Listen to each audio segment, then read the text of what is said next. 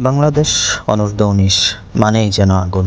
হ্যাঁ দর্শক, Asia cup 2025 Bangladesh under nineteen versus Sri Lanka under nineteen দুই দলেরই সেমিফাইনাল নিশ্চিত। তবুও আজ ছিল নিয়ম রক্ষার ম্যাচ। যে জিতবে সে হবে গ্রুপের টেবিল টপার এবং প্রতিপক্ষ হিসাবে পাবে পাকিস্তানকে, যেটা ভারতের তুলনায় কম শক্তিশালী দল। গুরুত্বপূর্ণ ম্যাচে বাংলাদেশ দুর্দান্ত শুরু করে, কিন্তু ব্যাটিং কোলাপ্সে বাংলাদেশ মাত্র 225 রানেই অল আউট হয়ে যায়। তখন মনে হচ্ছিল যেন বাংলাদেশ আজ ম্যাচটা হেরেই বসবে এবং সেই পুরনো রোগ প্রতিপক্ষ হিসাবে ভারতকেই পেরেছে বসে সেমিফাইনালে।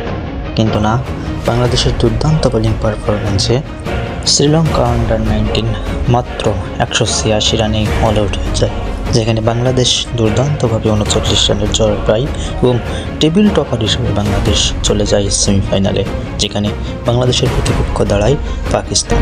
অভিনন্দন এবং শুভকামনা রইল বাংলাদেশ টিমের জন্য পরবর্তী ম্যাচের জন্য।